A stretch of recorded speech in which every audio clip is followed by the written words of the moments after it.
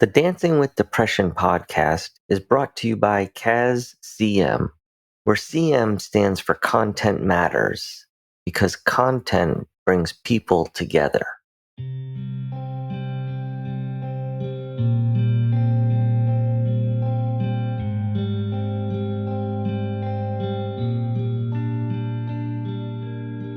Hey, Dad, how are you today?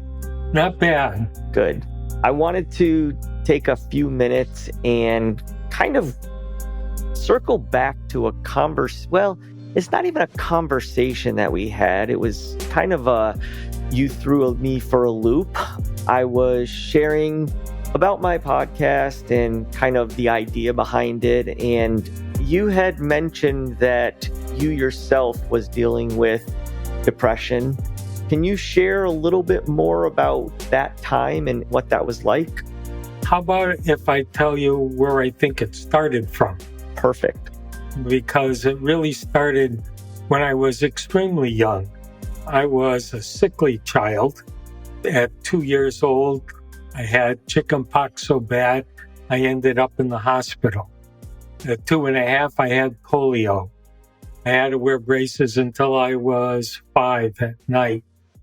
I didn't get to wear anything but Buster Brown shoes until I was 12 years old. It wasn't until I was time for my bar mitzvah that I got a chance to wear regular shoes. That was a big deal for me. So that combined with the fact that I went to the yeshiva, which was a private Hebrew day school, and that meant that there were 16 of us that went from kindergarten through ninth grade. Same 16 people, and you get into a henpecking order. We know who the smartest is. We know who the dumbest is. We know who the teacher's going to favor and who the teacher could care less about. Guess which one I was? And it wasn't at the top. The only thing I was somewhat comparatively successful with was in sports. I was good at kickball, and I could play pretty well on the softball because I'm left-handed and right field was a short fence. So I learned to hit the ball down third baseline, and they went running all the way to the back end of the playground to get it. And even by that time, I was able to get around the bases. So that sounds okay, except my holidays did not mesh with public school. None of my schoolmates lived anywhere near me. I had one friend besides a brother. My brother and David next door were my only friends to play with on the weekend. Left it pretty well confined. So public school was a major shock for me.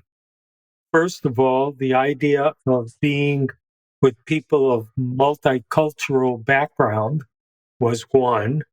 Good friend played next to me, alto sax, next to my tenor.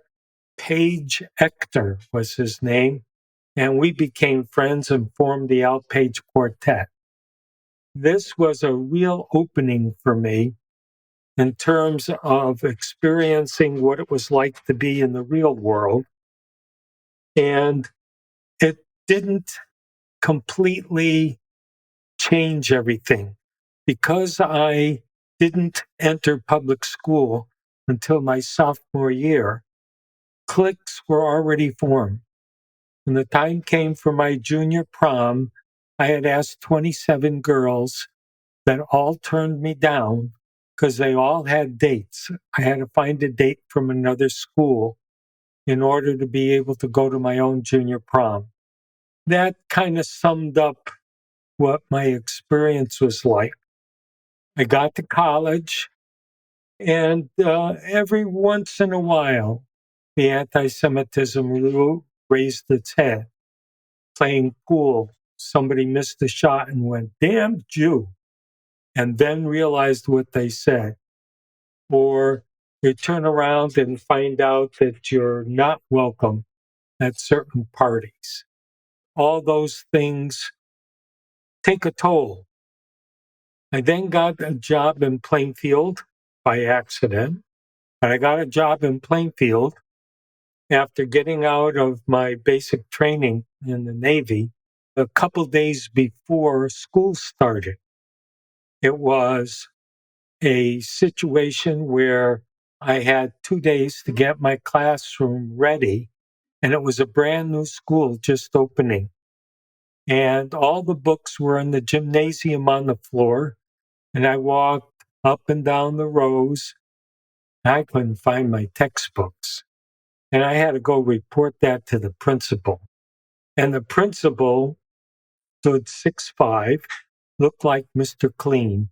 He was blonde haired, but most of that was bald.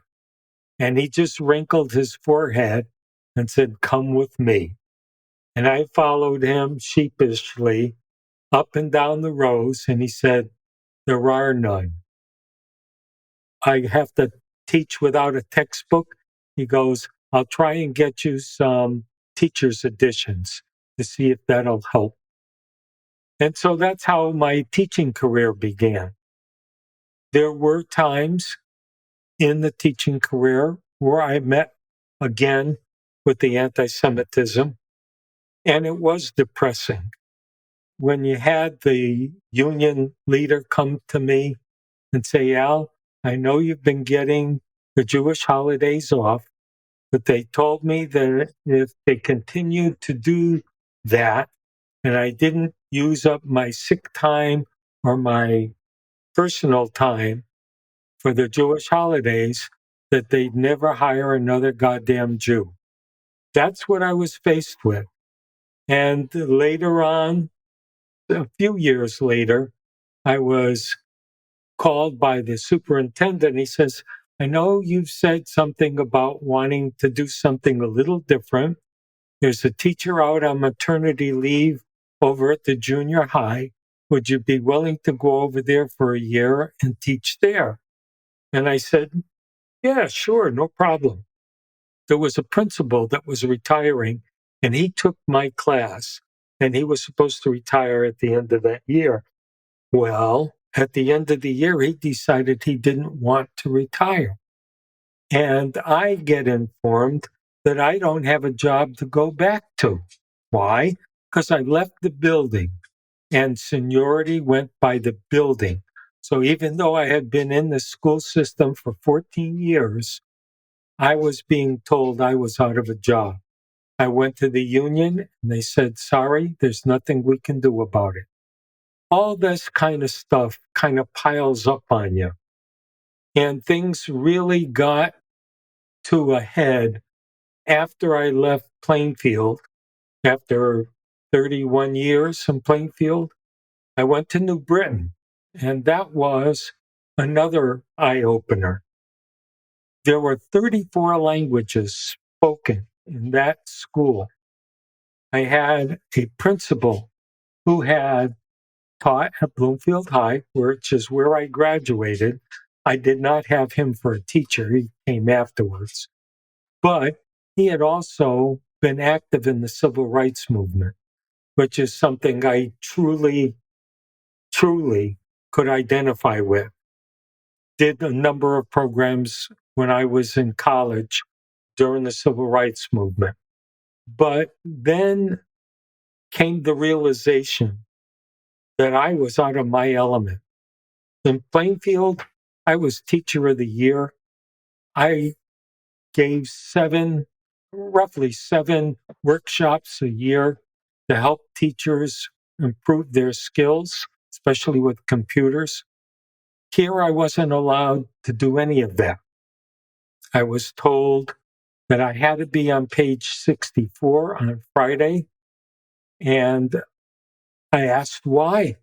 They said, "Well, we have 3 middle schools, and we have so many students that move from one part of the city to another that unless everybody is on the same page at the same time, some students would get things double, and some students wouldn't get things at all.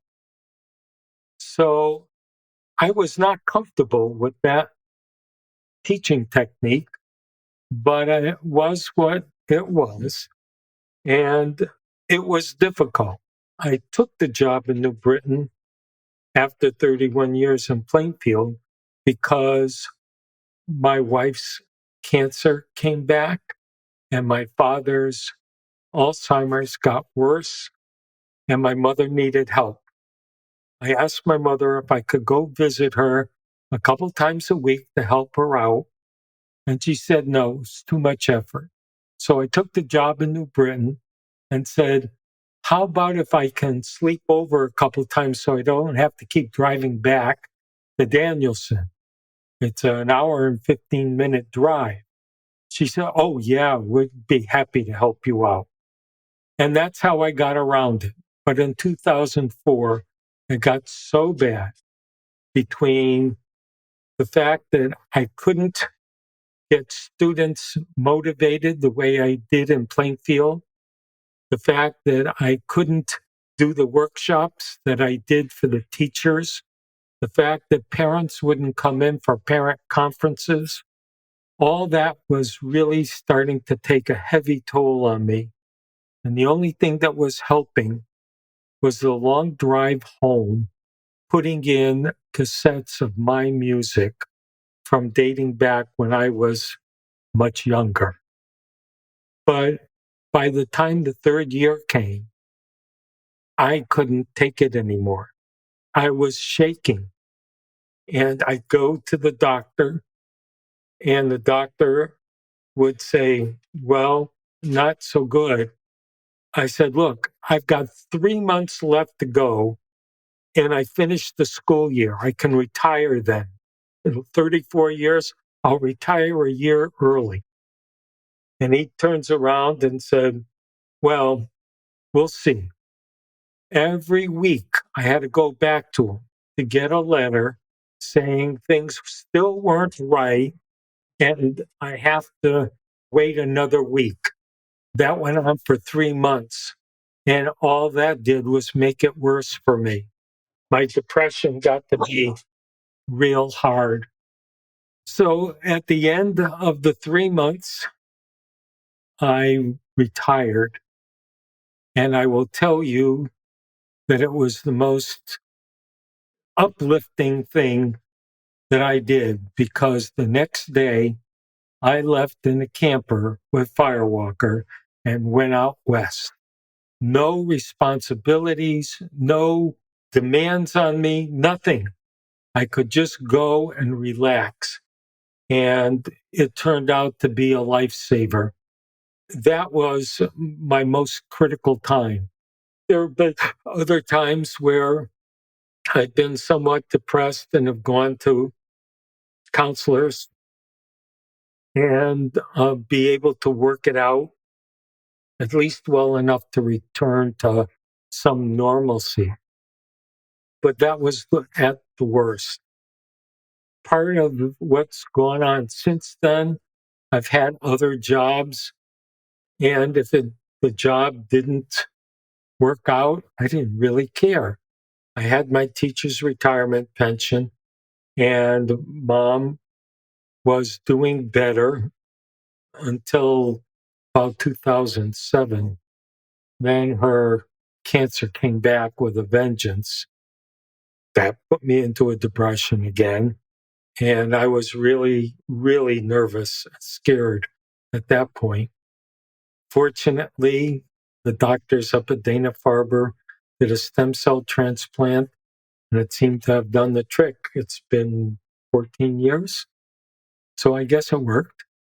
And she's still on the medication, but knock on wood, everything is fine. And most of the time, she's taking care of me. I find that I have not had much of a desire to do anything.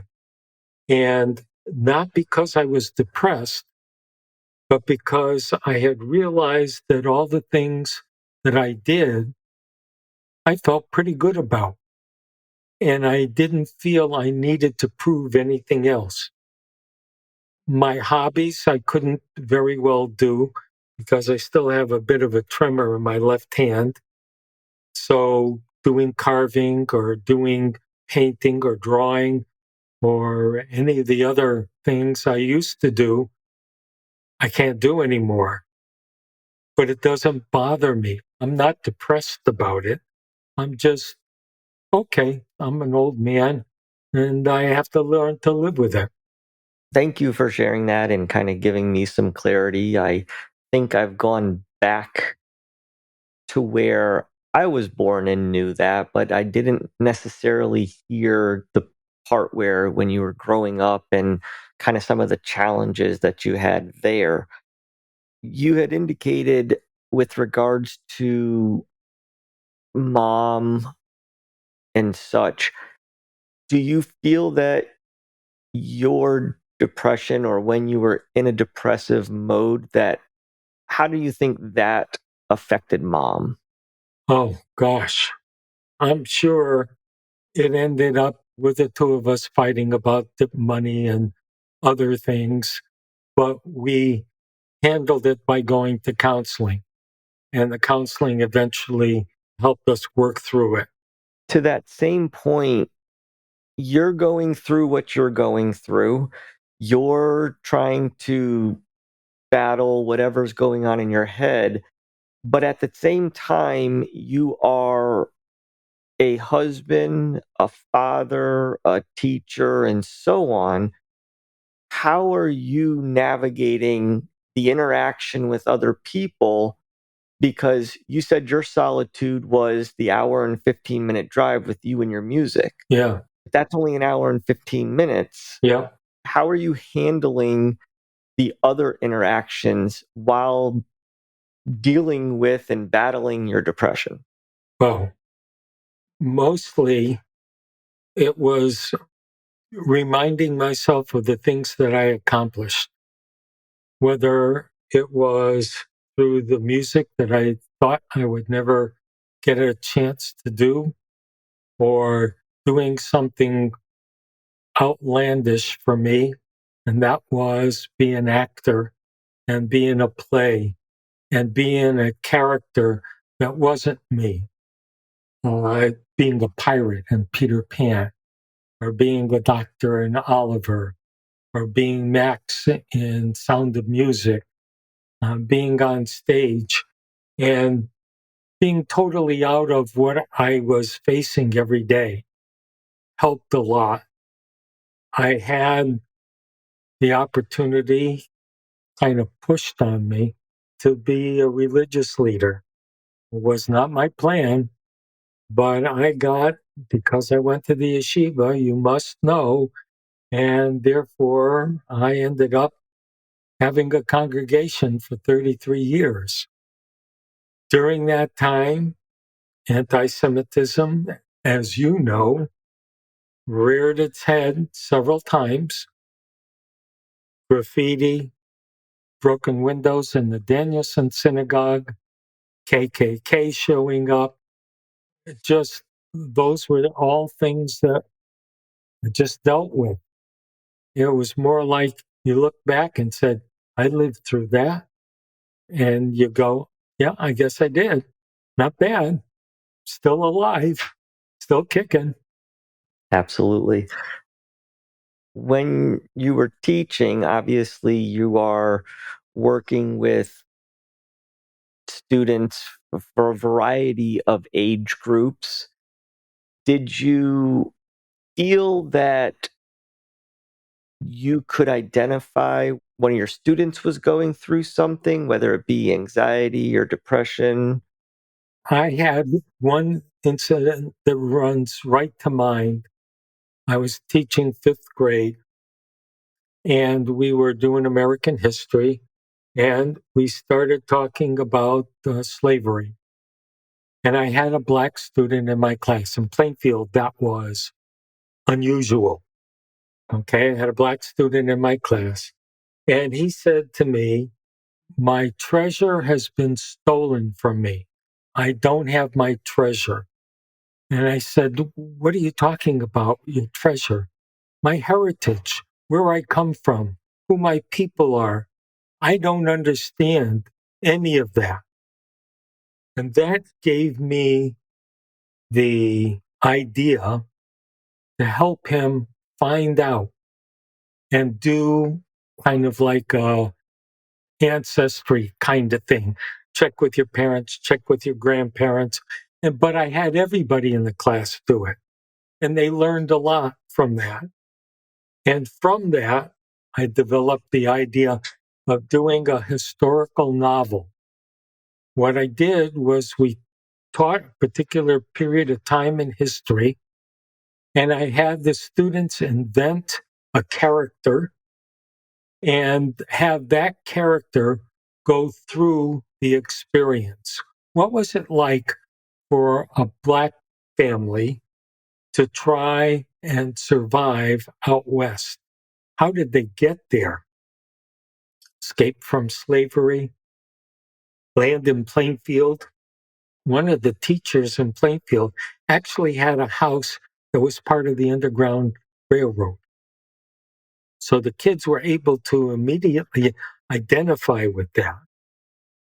And when they decided to go out West because of some change in the law and that they would now be considered runaway slaves, they headed out West and they met people along the way and they had the opportunity. He was fortunate because he had been trained as a blacksmith. So when he got to Missouri, he could use those skills to help prepare the wagons to go out West. And the problem was, as soon as the wagon train was formed, he was informed he could not be part of it because he was Black. He had to follow the wagon train a mile or so behind unless they needed him. Then all of a sudden he was woke. But he went all the way out West. When he gets out West, he settles in Oregon. And then there was a law passed there that didn't allow Black people to own land. And so then he was heading north and he ended up at a trading post. And outside the trading post, there were some Native Americans. One of them was Chief Seattle. And the two of them sat around the campfire talking. And Chief Seattle kept trying to explain that they wanted him to sell the land to them, the white man, and he couldn't because it didn't belong to him. You can't own the air, you can't own the sky, you can't own the sea, and you can't own the land. It's all part of the Great Spirit. And he said, I couldn't get them to understand that they can't own that. And the Black man turns to him and says, yeah, they think they can own people too. And I thought that hit home of making that book worthwhile. That book was, by the way, 180 pages. The students were divided up, and 2 or 3 students would be writing each chapter. We decided as a class how the book was going to go, but to flesh it out was each of the students' responsibility. And then the other students would critique it and see how it fit into their storyline. It was so great an experience that I continued it for the next 7 years. And that's how I met Firewalker. Whole nother story. Absolutely. But certainly someone also who went through a lot of depression. So we commiserated together and helped each other through some tough times. In your journey, obviously, you came across things personal to you. As my father, I shared a lot of things with you. Did you have any inkling or see any signs where you identified that I was probably going through some sort of depression or depressive state? 6th grade, when the graffiti was on the synagogue and you started having nightmares, that was a pretty good indicator. And that whole scenario that you mentioned in one of the other podcasts kind of told this story. But that was definitely big indicator to me. Gotcha. So I always hesitate to ask this because I think it's different for everybody, and none of us are doctors per se. But going back to how you dealt with things, you indicated about the music, but what, if anything, did you do kind of mentally, whether it was talk to yourself or say, was there anything specific that, maybe you had learned from the counseling that helped you deal with certain situations? I think more in terms of getting away from everything, going fishing. Okay. As an example, when I got to the point where things were exploding in my head, I'd go out, find a nice stream, just cast. I didn't even care if I caught anything. It was just a matter of being out there. And I did that. And the music were my two escapes. Cool. Yeah, I remember very clearly that our goal was not to catch any fish. Yeah. No. Yeah, we just wanted to avoid the snakes, not tip over the canoe. Right. And if we did catch something, Dad, you're removing it because I'm not touching it. Right. And we threw it back. Right. Yeah. Yeah, that I remember definitely. Yeah. It wasn't until recently, a couple years ago, that I realized that I had no business fishing. Now, catch and release meant that I injured an animal for no reason. And just for sport? What kind of sport is injuring an animal? And so I gave all my fishing stuff away. And it really didn't bother me that I was doing that. Now, I was fishing since I was 10. My Uncle Saul took me and taught me, and I used to go fishing with my father. But where we went fishing, you couldn't keep the fish because it was the Connecticut River and it was polluted. So it was how big a fish could you catch, and then you would let it go. Or in some cases, like when we caught large carp, we would bring it to the farm. The river was where we went was on a farm. We knew the owner, and we brought the fish. She had to double boil it, the fish, before she could give it to the cats. That'll let you know how polluted it was. That sounds nasty. It's not that bad now, but it was then. And you'd hold your nose when you first started fishing till you got used to the smell. Yeah, I can already envision it, and I'm probably vomiting in my mouth right now. Ugh, God. So, kind of to wrap up, is there anything that you want to express or say or share that maybe we haven't spoken about? One of the things that was also important to me was the fact that my father wasn't able to be there to take me to scouts or to do baseball or whatever because he was working all the time. He worked 6 days a week, two jobs. Sunday came, he would sit and watch a ball game and fall asleep. I made a promise to myself that I was going to be there for you and your brother.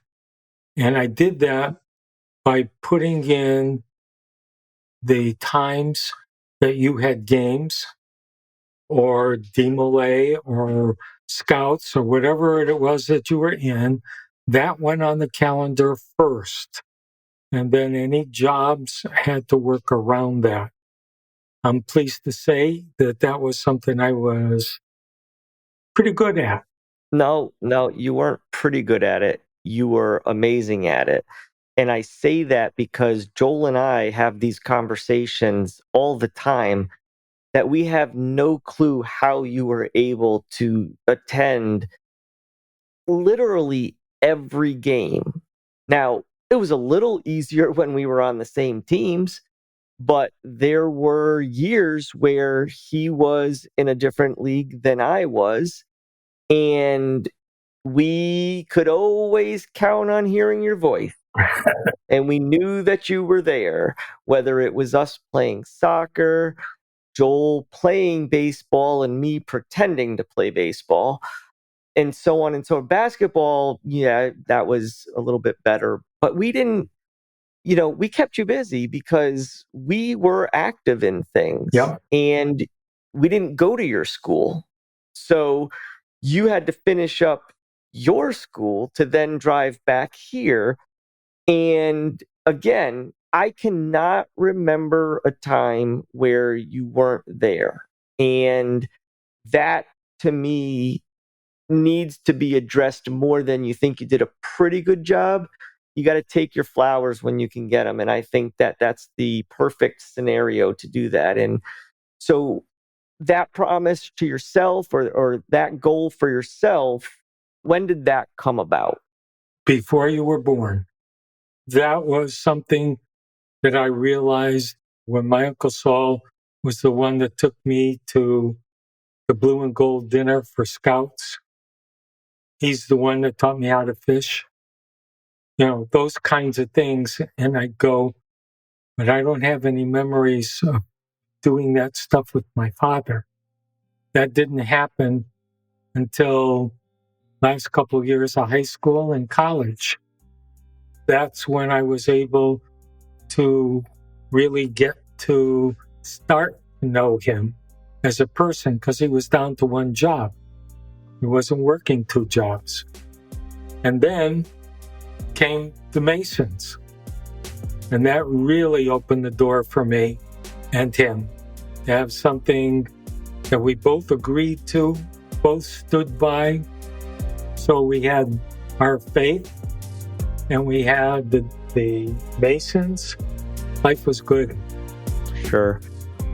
Awesome. Thank you.